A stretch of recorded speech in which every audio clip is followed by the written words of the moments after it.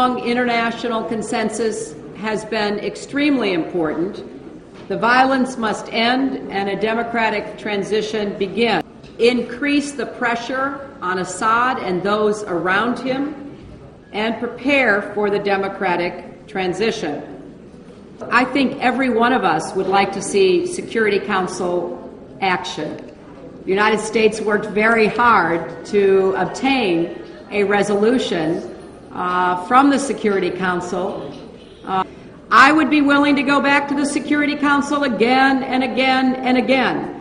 But we need to change the attitude of the Russian and Chinese governments. They must understand they are setting themselves against the aspirations not only of the Syrian people, but of the entire Arab Spring, the Arab awakening. They are basically saying to Tunisians, to Libyans, to others throughout the region, well, we don't agree that you have a right to have elections, to choose your leaders.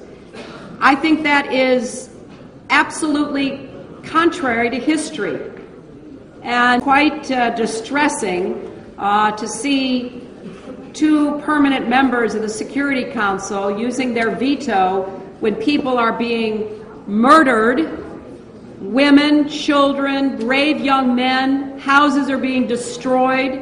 It is just despicable. And I ask, whose side are they on?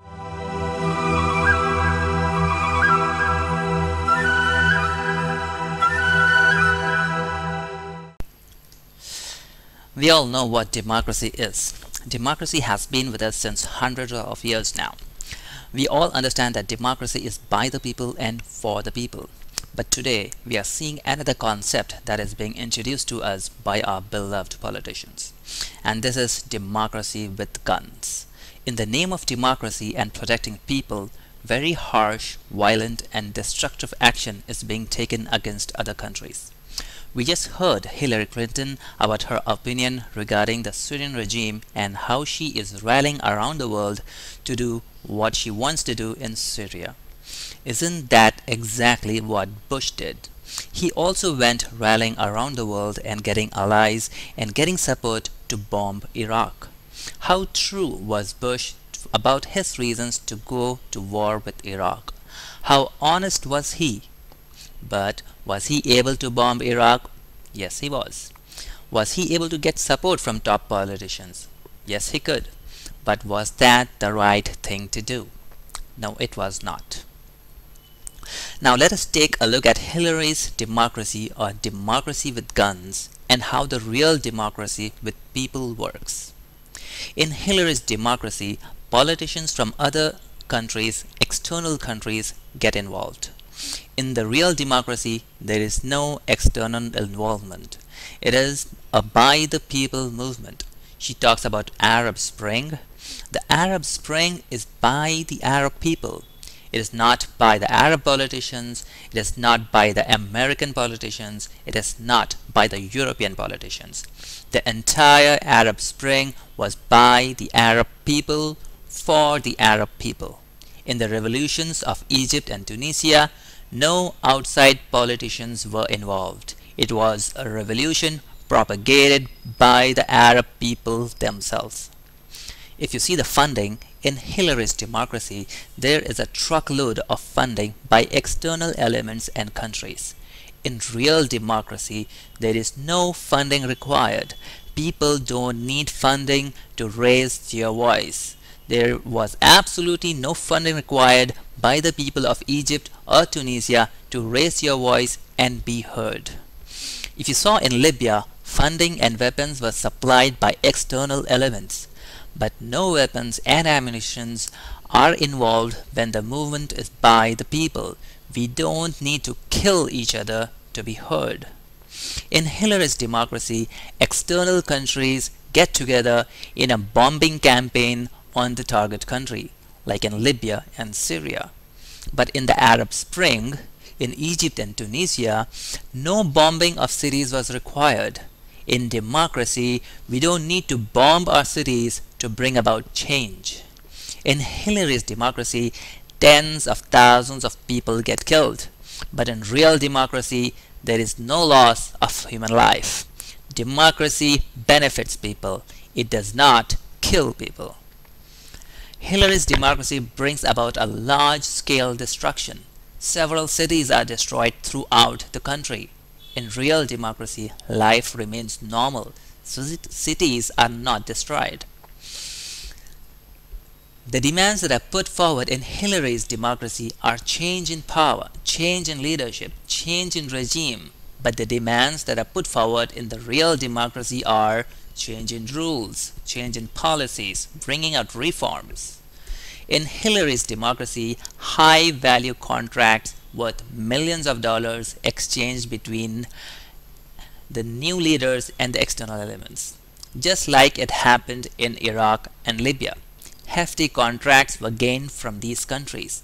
In real democracy, contracts with external elements are not required.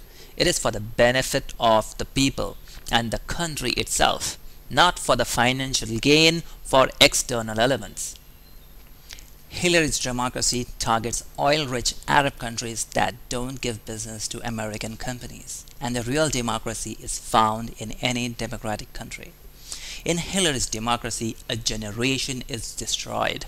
Tens of thousands of people die, there is a large-scale destruction, and a long recuperating curve is marked by regular disturbances. It takes an entire generation to restore the country back to at least how it was before. In real democracy, the generation is made powerful. The reforms and policy changes makes the present and future generations more powerful.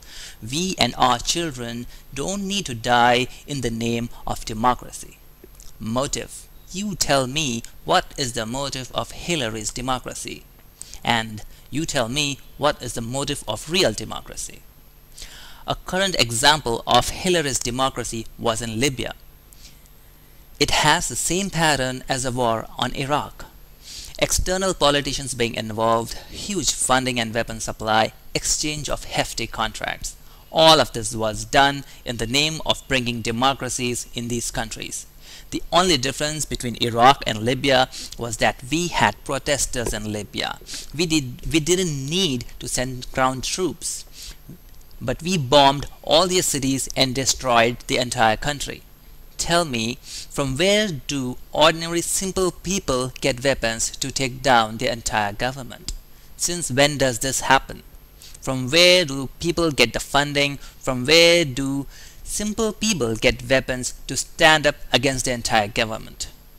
She talks about the Arab Spring. People did not kill each other in Egypt and Tunisia. These were the actual Arab Springs, the real democratic revolutions. There were no guns in the hands of people.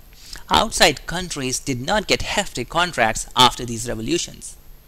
It was a military takeover in Libya, not a democratic revolution. They are just passing these military takeovers as a part of Arab Spring, as a part of democracy. You want to protect people? Fine. Tell me, from where are ordinary people getting weapons in Syria? Who is supplying them with weapons? Who is increasing more violence? Who is getting more people killed there? The only thing we hear from you is regime change, and regime change. And you want to go to the Security Council again and again and again for that.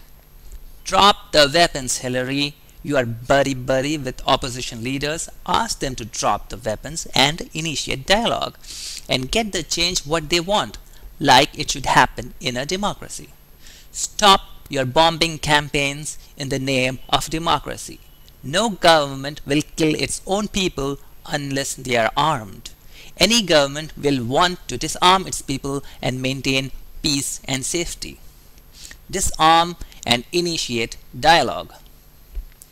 You keep telling us the leader is a dictator and tyrant, but you never mention what he actually wants. He just wants people not to get violent, not to carry guns on the street.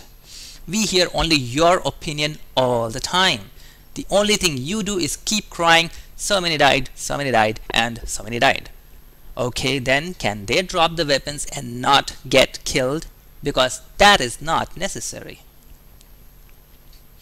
And the fact that you don't make any effort in disarming the people, the fact that you don't make any effort in making them use only peaceful, non-violent techniques, it only shows that you are letting a worse scenario occur. You are letting a bloodier situation happen. You are letting more people get killed so that you can show that the regime is bad and you get your license to bomb Syria. This is two-faced politics. On one side, you're not disarming people, you're not telling them to use peaceful methods, you're not discouraging them from getting violent. You obviously know that the government will take action, the government will try to get rid of arms and weapons. You know that the people will die there. At the regional level, you know people will not be able to face your military, and you are using this as an opportunity to show the regime is bad at the international level. These politics are despicable, inhuman, and heartless. You are standing there selling us a bunch of lies. You're standing there trying to make a fool out of us when all you want out there is regime change at any cost, irrespective of how many people die. We saw tens of thousands of protesters on the streets in Egypt and Tunisia. Nobody had a gun in their hands. Those revolutions were marked by civil disobedience by thousands of people, owing to the frustration of the current policies. Those revolutions were not marked by killing, bombing, and deaths. Stop telling us that these are democratic revolutions. Stop telling us that these are a part of Arab Spring. Libya was another Iraq, bombed by a group of external countries. Because just like Iraq, Libya was also a filthy rich oil country. The only difference is that you had some ground support there. But tell me, who gave them the weapons in their initial period? From where did they get the weapons to take down the entire government? How do ordinary people get so rich to buy enough weapons to fight the entire government? Who supplied them the weapons? Who is supplying weapons in these countries, Hillary? Who is creating these crises in the first place? Let us listen to this video by General Wesley Clark. About 10 days after 9/11, I went through the Pentagon and I saw Secretary Rumsfeld and Deputy Secretary Wolfowitz. I went downstairs just to say hello to some of the people on the Joint Staff who used to work for me, and one of the generals called me and he said, "Sir, you got to come in and talk to me a second." I said, "Well, you're too busy." He said, No. He says, "We've made the decision. We're going to war with Iraq." This was on or about the 20th of September. I said, "We're going to war with Iraq. Why?" He said, "I don't know." He said, "I guess they don't know what else to do." So I said, "Well, did they find some information connecting Saddam to Al-Qaeda?" He said, No. He says, "There's nothing new that way. They just made the decision to go to war with Iraq." He said, "I guess it's like we don't know what to do about terrorists, but we've got a good military and we can take down governments." And he said, "I guess if the only tool you have is a hammer, every problem has to look like a nail." So I came back to see him a few weeks later, and by that time we were bombing in Afghanistan. I said, "Are we still going to war with Iraq?" And he said, "Oh, it's worse than that."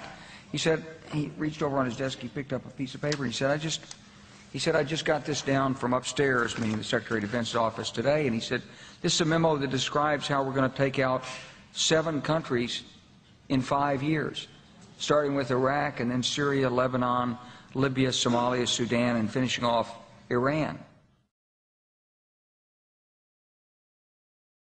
The truth is about the Middle East is, had there been no oil there, it would be like Africa. Nobody is threatening to intervene in Africa. The problem is the opposite. We keep asking for people to intervene and stop it. And there's no question that the presence of petroleum throughout the region has sparked great power involvement. Whether that was the specific motivation for the coup or not, I can't tell you, but there's always been this attitude that somehow we could intervene and use force in the region. Iraq, and then Syria, Lebanon, Libya, Somalia, Sudan, and finishing off Iran. Is Egypt and Tunisia on the list? That's why they had the luxury of a beautiful and peaceful democratic revolution. Because the leaders of these countries are already American allies. You have already taken down Libya, and now you are heavily working on Syria, wanting nothing but regime change, stopping at nothing but regime change. Democracy and protecting people are all bullshit excuses that you are giving to the world. The reason Bush had was WMD. He marketed that. The reason you have is protecting the protesters. And that is what you are marketing. The solution he provided was taking down the regime. The solution you are providing is taking down the regime.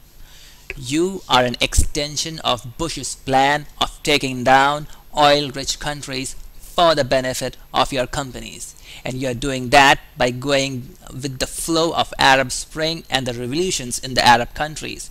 You are just banking on this opportunity and making it seem as a revolution and a democratic change. But hello, you have absolutely nothing democratic about what you are doing. You are doing everything that Bush did. Marketing around, roping in politicians, getting licensed to bomb countries, getting hefty contracts. Since when did this become democracy? How about people on the ground getting involved in a democratic fashion? The truth is, you can't get that. You don't have enough numbers in Syria at all to get a sweeping change in that country. Your opposition is very small and very limited. The majority still supports the current regime. If you follow a real democratic process, you won't even get a regime change there. Is that why you're following this path, Hillary Clinton? One path would be to turn a blind eye on the supply of weapons in Syria, or supply more weapons openly to the opposition. It will only result in more bloodshed and innocent people being killed, a very long bloody civil war. And that is exactly the path you are using right now. Another path is you get a license to bomb them, that is again getting tens of thousands of people killed at a faster pace, that is. Third would be we get civil about this, drop the weapons and initiate dialogue. Use democracy and solve the problem. The question right now is, will Hillary give up her ambition of regime change in Syria? Will she stop demonizing the regime for good? Will she start initiating peaceful methods in the country? Will she disarm ordinary people and encourage the use of non-violent methods? Or she is going to continue on her path of more destruction, more violence and more deaths, till she gets her license to bomb Syria? That is the question we are facing right now. If you like this video, please just don't give me a thumbs up. Please get involved. Actively get involved in crucial political moves of your country. All I need you to do is speak up, publish your views, take out a little bit of time and publish your views as comments, as YouTube videos, as blogs. Forward this video to your friends. Talk about what you heard here with your family and friends so that we can control the misleading moves of our politicians.